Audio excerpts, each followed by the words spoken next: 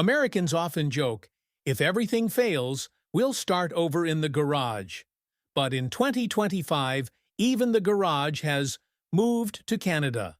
No protests, no fanfare, no banners, just containers that once docked in Texas, now arriving at the port of Vancouver. Factories that once roared in Ohio are now as quiet as a library in Montreal.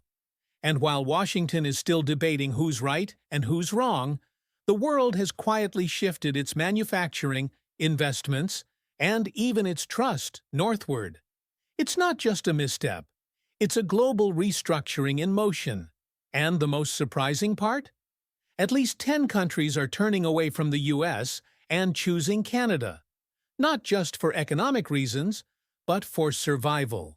When Mexico speaks up and America falls silent. If 15 years ago someone had said that Mexico would become the strategic manufacturing hub of North America, where global supply chains would pour in like a monsoon, many Americans would have laughed, taken another sip of coffee, and gone back to fixing a CNC machine in a factory in Indiana. But in 2025, that's no longer a hypothesis. It's a reality, steady, quiet, and at times, a little heartbreaking. Mexico used to be the cheap little brother in America's economic story. Conversations in boardrooms often ended with the line, "Move that division to Mexico, cut costs, boost margins." But now, Mexico is no longer the cheap place to rent. It's becoming the place to build the future. A quiet but determined shift. From Guadalajara to Monterrey, from Querétaro to Tijuana, Mexico's industrial zones are lit up all night. LED boards flashing, hiring engineers. In English, young engineers, graduates from international universities, holding Dell laptops, step into automated production lines that just a few years ago were still operating in Pennsylvania. Meanwhile, in the U.S., at that very same moment, many factories in the Midwest have cleared out their machinery. Not for upgrades, but to return the space. Towns that once thrived on orders from Detroit are now trying to get by with discount food markets popping up in old parking lots. What happened? Not because Mexico is better at PR, not because they're cheaper, though that's partly true, but because they're more stable. American politics is no longer a guarantee for investment. Let's be honest, for global CEOs, the scariest thing isn't high taxes. It's not knowing if tomorrow's tax law will even exist. In Washington, trade policies change like the weather in Texas. Sunny in the morning, rain in the afternoon, storms by night. And amid that chaos, Mexico has become the land of less drama, more predictability, and no need to hire 3 lawyers just to understand a regulation. They have stable trade agreements, easy access to both the U.S. and Canada, a young labor force with solid skills, and most importantly, an economy that's not over-politicized. No need to chant, "Bring jobs back." Mexicans simply create an environment where companies don't feel the urge to run away. Every new job in Mexico means an empty chair in Ohio. The sad truth is this shift isn't just about optimizing supply chains, it's a cold breakup. And like every breakup, it leaves a void. In Elkhart, Indiana, once known as the RV capital, a 56-year-old worker just retired after 20 years at an assembly plant. He's not angry. He simply said, "We're not competing with Mexicans. We're losing to our own system." The new jobs in Mexico aren't just numbers on a financial report. They're proof that trust, the kind that once came attached to the phrase "Made in USA," is being withdrawn, bit by bit. And Mexico, without even trying, is becoming the new home of that trust. Optimism and humor from the North. Meanwhile, Canadians watch this unfold and sigh, the kind of quiet sigh you make when you know your hockey team will lose to the U.S. again, but you cheer them on anyway. They're not mocking, but they're not standing still either. Canadian businesses are quietly rerouting supply chains through Mexico, through Asia, through Europe, and less through the US. Not out of anger, but out of caution. And Americans? They're still laughing, in the way only Americans can. They're making memes like, "Bring jobs back to my garage," launching 3D printing startups right in their old hometowns. Because if there's one thing that never gets outsourced from America, it's the spirit of not giving up, and the creativity that says, "Game's not over, we're just recalculating the route." When the Netherlands speeds up and America gets stuck. If Mexico is the unexpected punch from the south, then the Netherlands is the smooth overtake from across the ocean. A country the size of Maryland, with a population 4 times smaller than California, and just enough land to host an international cycling race, is now making American corporations look over and nod. Yeah, that's worth trying. And they're not just trying, they're moving. When you're small, but think big, the Netherlands doesn't need loud slogans. They don't roll out campaigns like, "Let's bring logistics back," or launch movements like, "Make ports great again." Instead, they do what the Dutch do best: optimize every square meter. Rotterdam, the largest seaport in Europe, now processes cargo faster than most U.S. ports can schedule. While container ships wait 5 days to unload in Los Angeles, in Rotterdam, they've already been sorted, palletized, and sent deep into Europe by yesterday afternoon. The key isn't in how many cranes or how big the warehouses are. It's in mindset. They invest in automation, artificial intelligence, and real-time data to orchestrate everything like a symphony. And here, even containers have a conductor. Why are American companies exporting through Europe? It sounds like a paradox, but it's happening. Many American tech, healthcare, and even agricultural firms are choosing to set up logistics centers in the Netherlands, not just to serve European markets, but to avoid the entanglements back home. Complicated taxes, rapidly changing laws, politics as polarized as reality TV. These make running a supply chain in the U.S. feel like playing a puzzle game where the rules change just as you're about to finish. Meanwhile, the Netherlands invites you to play chess, strategy, time, and no one flipping the board. On top of that, the Dutch have an extremely effective soft weapon that many others have forgotten: politeness. When you walk into an investment promotion center in Amsterdam, no one asks how much you donated to the last campaign. They ask if you need 3-phase electricity or how many gigabytes per second of bandwidth you'll require. And when a small move becomes a big leap. When corporations shift distribution centers, they're not just moving cargo, they're moving trust.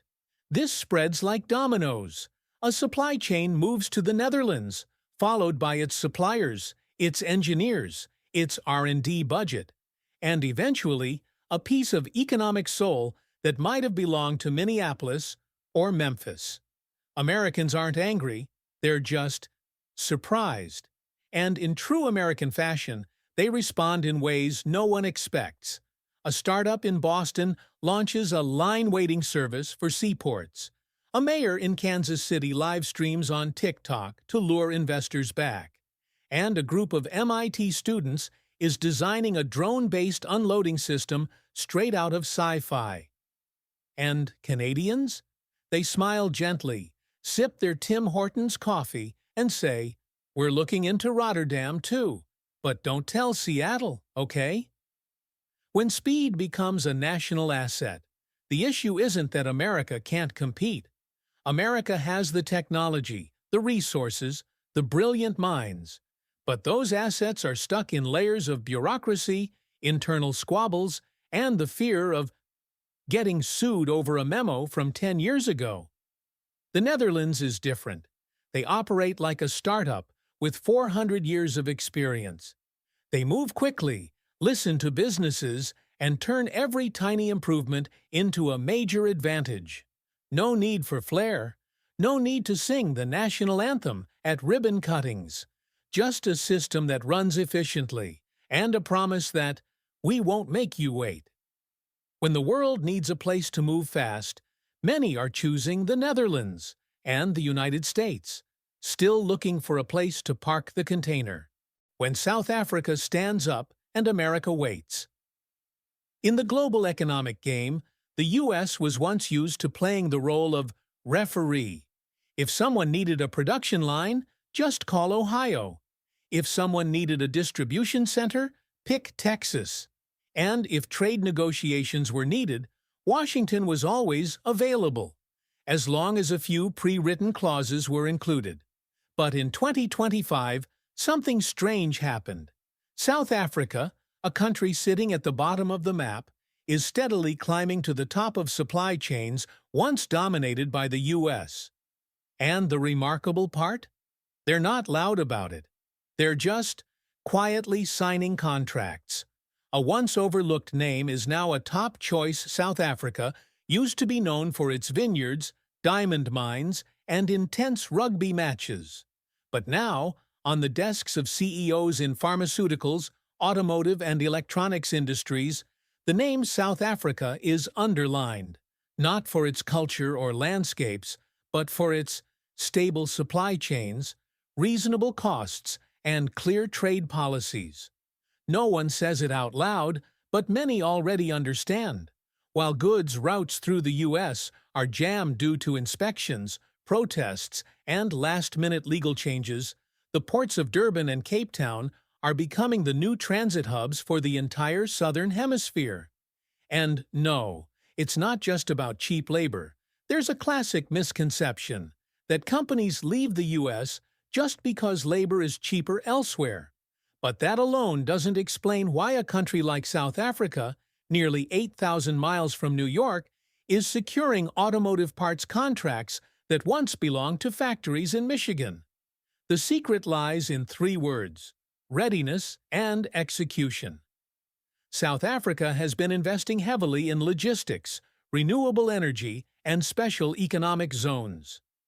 Industrial parks in Johannesburg now have Wi-Fi faster than some suburbs in California.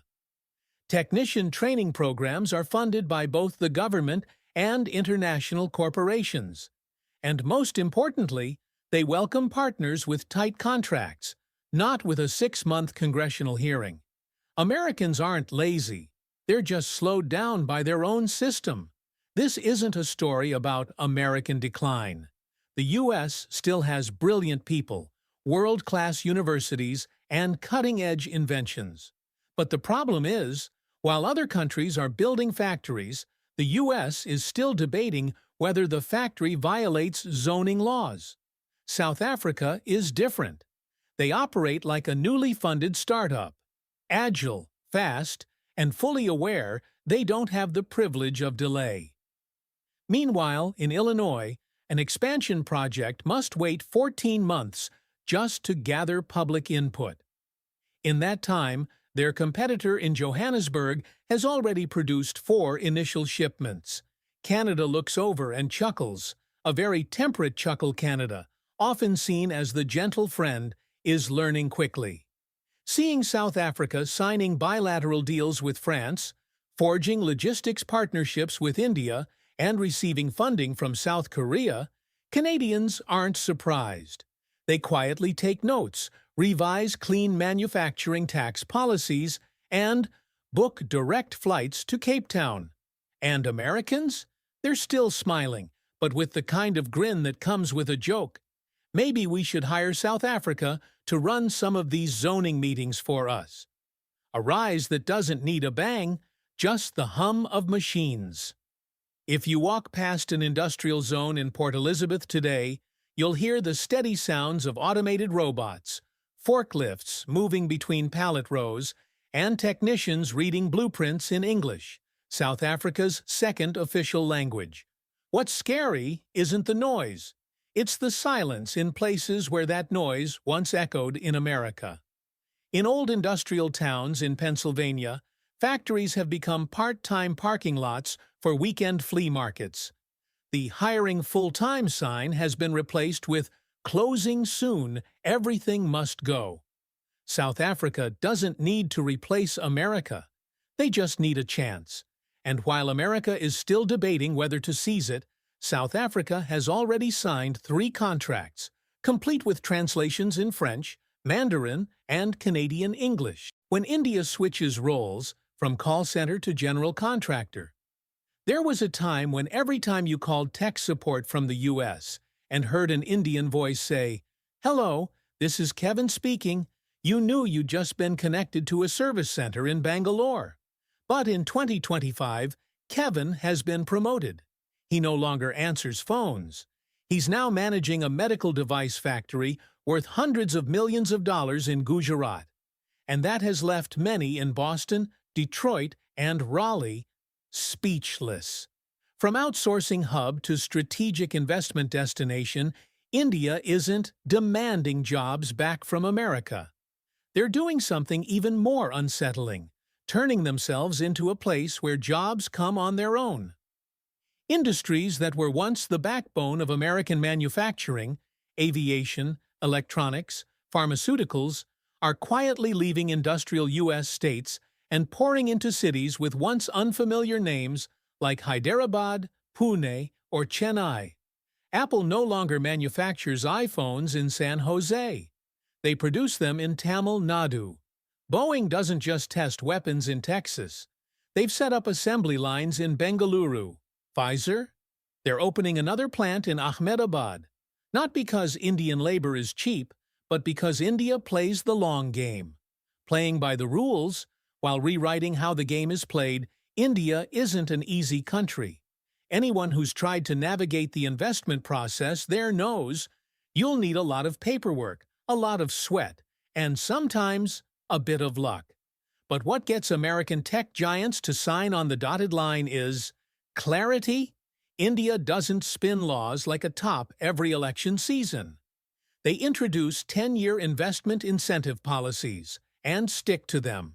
They don't suddenly slap taxes on supply chains. And most importantly, they don't just offer land and electricity. They provide engineers, technicians, and consumers. Because now, India doesn't just produce for the world, they buy for themselves. A market that can sustain itself with over 1.4 billion people, more than 600 million of whom belong to a rising middle class. American corporations don't just move production to India to save money, but to survive. Because American consumers are tightening their wallets, while Indian consumers are ordering online, in Hindi, using phones made in India. That shift spreads like ripples. When a smartphone supply chain moves from North Carolina to Pune, the entire sectors of 3D printing, logistics, and data management move with it. This is no longer outsourcing. It's a global reorientation. And Americans, as usual, respond with creativity. No one reacts with humor better than Americans. When Apple pulled its assembly lines out of California, a group of young engineers in Denver launched a startup that created an AI program to analyze the emotional impact of being laid off. A coffee shop in Chicago changed its name to Java and Jobs, hiring paused, but always hiring friends. And on TikTok, a new trend is rising with the hashtag #remade in India, where American college students challenge each other to write business plans for Mumbai without knowing Hindi. Canada? They don't make videos, they make strategy. Canadians don't complain. They stay quiet, learn, and then sign deals. Ottawa just renewed a technology partnership with India, opened 2 more R&D centers in Bangalore, and welcomed over 100 Indian startups to Toronto to test the North American market. No flashbulbs, just results. India isn't trying to join the banquet table. They're setting a new one. America used to be the kitchen of the industrial world. But now the kitchen is too crowded, too many chefs arguing over the main course. And sometimes, the gas goes out. India's not waiting to be served. They're cooking for themselves, eating for themselves, and selling the world a make-in-India dish. Affordable, high quality, with a bonus. A massive market right at the table. India is no longer Plan B, they're Plan A, not just for global corporations, but for the future of global industry itself. And while America is still debating which jobs to keep, India is already taking new orders, complete with an MIT-trained engineer. When Fiji offers more than just clear water, it offers a future. There's an old joke among American travelers. If one day you lose your job, fly to Fiji. At least you'll be unemployed with a nice view. But in 2025, that joke needs an update. If your company moves its production line to Fiji, ask if they're hiring. Because Fiji, a tiny island nation in the South Pacific, once known only for its white sand beaches, bottled water, and dreamy honeymoons, now has a new role: the landing pad for global supply chains. From vacation paradise to logistics haven. At first, it sounds absurd. Who would put a factory in a place where people wear shorts and nap in hammocks all day? But international corporations don't go on vacation. They go looking for safety. Safety from surprise tariffs. Safety from escalating trade wars. Safety from the next U.S. election. And Fiji, a neutral, stable country with no history of overnight policy shocks, is the answer. And no, they're not just selling scenery, they're selling signals. In a post-COVID world, amidst geopolitical storms, what manufacturing companies need isn't a nation with the highest GDP. It's a place with stable Wi-Fi, understandable investment laws, and no one jumping on Twitter every morning threatening new taxes. Fiji gets that, and they act on it. The Fijian government doesn't host flashy trade summits at resorts. They hold Zoom calls with CEOs from South Korea, Germany, and even Canada to discuss the new economic zones being built near Nadi International Airport. They don't ask for dozens of permits. They've created an online portal with just 3 steps: submit documents, receive an investment code, and get to work. Americans hear that and scratch their heads, asking, how did they pull that off? Because in the U.S., opening a new production facility can take 12 to 24 months, if you're lucky. In Fiji, you only need 6 months, and most of that time is spent choosing whether you want an ocean view or mountain view. Of course, America has undeniable advantages: advanced technology, abundant talent, a vast domestic market. But those strengths are increasingly boxed in by permits, politics, and red tape. In Fiji, you're not just allowed to dream big, you're allowed to move fast. Canada looks at Fiji and says, they're doing what we meant to do, but with a smile. Exactly. Fiji doesn't make headlines for political shocks. They make headlines for quiet, effective transformation. They don't have protests over trade policy. They have new cooperation MOUs with Japan, Singapore, and recently, a logistics group from Vancouver. And Canadians, famous for their kindness and patience, feel deeply aligned with how Fiji operates. Not too fast, not too flashy, but step by step, careful, and above all, drama-free. When a small country teaches the world how to work, Big Fiji doesn't have a mighty army, hypersonic missiles, or a $1 trillion budget deficit. But they have something many superpowers have lost: trust from businesses. And that, in the end, brings what no great power can guarantee: new contracts, new factories, and peace of mind for supply chains exhausted by America's policy mood swings.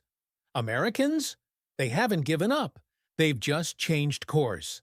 In Seattle, a group of aerospace engineers just designed a mobile maintenance hub for flight routes to Fiji. In Texas, a cold chain startup is working on refrigerated containers running from California to the South Pacific. And in Silicon Valley, a venture fund just announced investment in 5 startups. Headquartered in Suva, Fiji's capital. Fiji isn't trying to compete with the U.S. They're simply creating a new model, where supply chains are welcomed with a smile, not a permit from 2002. And if a small island nation can do that, the big question is, why can't a big country? When Vietnam is no longer the cheap option, but the right one. Back in the early 2000s, in the eyes of global manufacturers, Vietnam was like a small USB drive. Cheap, convenient, plug and play anywhere. But by 2025, the world has realized this USB doesn't just hold data, it holds the future of global supply chains. Vietnam is no longer just the backup factory when China gets overloaded or when India isn't cheap enough. Today, Vietnam is the first destination on the investment map for giants like Apple, Samsung, Lego, and Intel. And the U.S. left watching as billion-dollar contracts quietly take off from California and land at Noi Bai Airport. When speed becomes the ultimate advantage in the U.S., it takes an average of 18 months to get approval to build a new factory, if no one objects. In Vietnam, many industrial parks already have infrastructure, power, workers, and even teams on standby to explain policies in English. When Apple needed to relocate part of its supply chain from China, they didn't choose the U.S., even though it's their home. They chose Bac Giang, a province less than 90 minutes from Hanoi, once known for lychee fruit. Now, it hosts a Foxconn plant, assembling iPads and AirPods at a pace that would make any U.S. tech zone take a step back in awe. Not just fast production, but production with a plan. Vietnam doesn't chase after growth at all costs. They select industries carefully. They prioritize high-tech, clean energy, and manufacturing models that align with long-term development strategies. From Vung Tau to Hai Phong, tech parks are emerging not just to make money, but to build a real industrial ecosystem. And that makes all the difference. When a South Korean firm needs a place to build a semiconductor plant, they don't go where it's cheapest, but where they can connect to Japan, China, ASEAN, and India, all in the same week. And Vietnam, as a rising logistics hub, keeps being the repeated answer. And Americans? Still innovative, just a bit slower than the Hanoi-Frankfurt flight. In Kansas, a team of automotive engineers just finished a prototype EV frame designed using AI. Amazing! But when it came time to find a factory for test production, they received a quote from Hai Duong, faster than a response from their own local government. And the funny part? The quote was in English, included a 3D file, and was already formatted for the software they used. Americans aren't angry. They just drink stronger coffee. And sometimes ask each other over breakfast, are we falling behind or just running on the wrong track? And Canadians? They bought round-trip tickets, but only used one way. Vancouver launched 3 more direct flights to Vietnam in 2024 alone.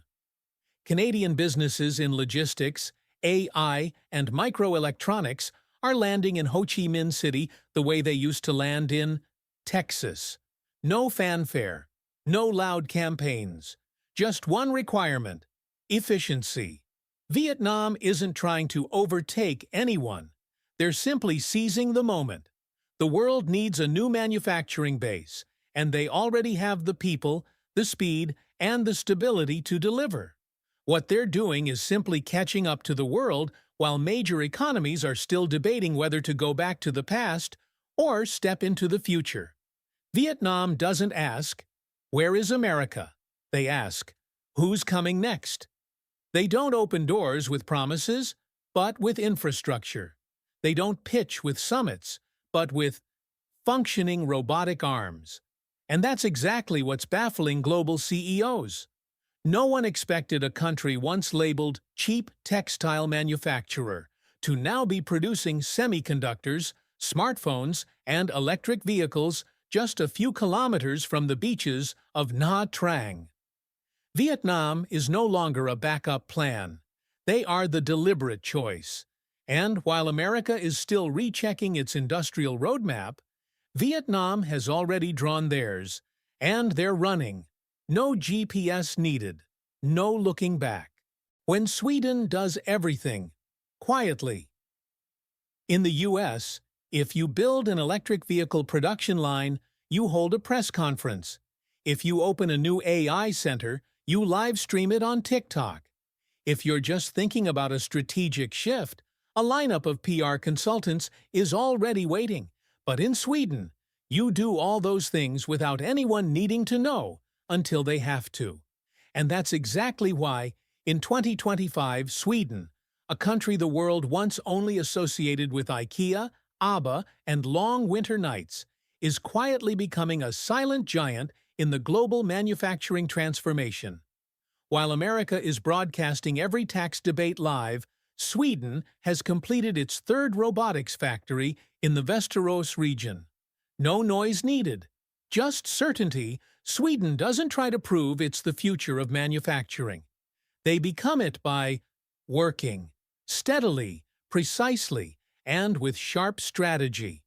They don't have workers protesting too much automation, because it's the workers themselves proposing the switch to robots. They don't argue about traditional jobs, because they're creating jobs of the future. Hydrogen battery system engineers, industrial robot programmers, and unmanned plant operators. Meanwhile, in the US, factories once symbolic of the Rust Belt are turning into storage centers, not for goods, but for memories. Towns once fueled by steel now survive on hope. And you know what's most interesting? Sweden doesn't grab contracts, they invite them. Because everyone likes doing business with a country where everything runs on time, on budget, and on plan. Sweden doesn't need to slash taxes to lure investment. They simply say, this contract will be handled by a system that never loses power. And that's it. High-tech companies are shifting out of the US, not because they hate America, but because they need an environment that doesn't change every election cycle. And Sweden, like a quiet friend who's always on time, is steadily becoming the new refuge for industries that require high sustainability. Canada? They're learning fast, and surprisingly well, Ottawa recently signed a clean battery tech transfer agreement with Sweden. No need for a dramatic 30-second handshake, just a clear piece of paper. Provinces like Alberta and British Columbia are beginning to adopt Scandinavian-style industrial zoning models. Compact, green, and quiet. Canadians don't speak loudly, but they understand deeply. They know that if you want sustainable development, watch the Swedes, those who can make EVs that run in the snow, smokeless factories, and robots that sort household trash. And Americans? They still keep their classic American optimism. Americans haven't lost faith. They're just a bit confused by how fast the world is shifting. When they heard that Volvo was moving more plants back to Gothenburg, a Detroit newspaper ran the headline, "Sweden can build cars, but America still builds hope." And that hope is alive. In STEM classrooms in Idaho, in AI labs in Boston, and in startups in Austin. But, as the Swedes often say, hope is good, but a plan is better. Sweden doesn't need to compete. They just need to keep being themselves. They don't shout slogans. They don't name overpasses after billionaires. They simply guarantee, if you give them the contract, the product will arrive before the deadline and exactly 5 minutes after lunch. In a world that's getting noisier, Sweden is winning through silence. And while other countries are still meeting to decide what to do, the Swedes are done and enjoying cinnamon buns while robots clean the factory.